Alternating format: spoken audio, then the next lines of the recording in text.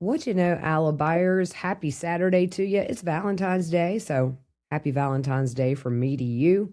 I slept in until almost 11. We were live until after 4 a.m. this morning following these developments all night long as this SWAT operation was unfolding. So a big thank you to everybody who came and hung out. We had a lot of new people in chat, so welcome aboard. And I figured I would go ahead and get some sleep because I thought we would have a very busy day today.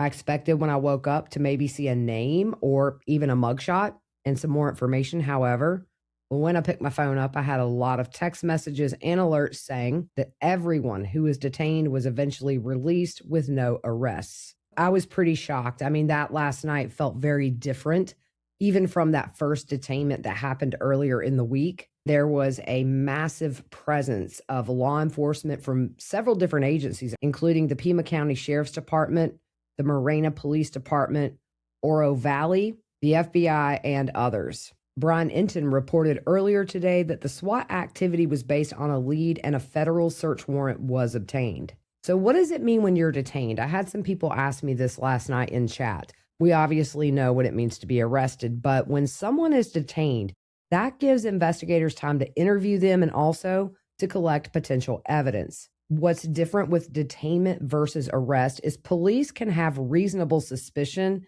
but they do not have to have probable cause. When there is an arrest, you have to have probable cause. Brian Enton was told by Sheriff Nanos that the searches were just tracking down leads, no arrests, and unfortunately, y'all, no signs of Nancy. He did say investigators are still interested in leads from last night. Brianna Whitney tweeted out that the FBI is waiting to give an update about last night's events until evidence testing results come in, and they're hoping that should come in today.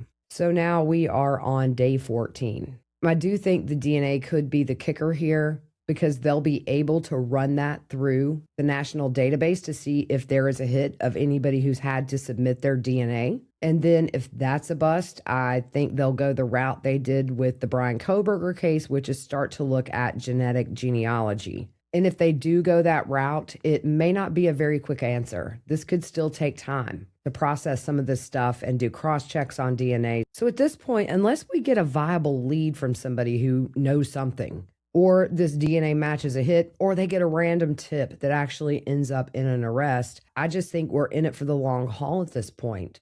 Now, behind the scenes, they're not going to tell us what they're doing. We probably know about 5% of what they know, but you have to consider we are on day 14, and that is a long time for whoever took Mrs. Guthrie to destroy evidence, to get the heck out of Dodge. There's so many scenarios here that could turn this into a very, very long process. Let's hope that's not the case. I'm going to be watching all day. If I see anything happening, I will go live, so make sure you're subscribed and you have that little bell icon clicked for notifications. And also, if there's little bits of information that trickle out during the day, I'll likely do a YouTube short, so keep an eye out there. And that is the latest. So I will keep you guys posted. I hope you guys have a good rest of your afternoon, and we'll see you soon.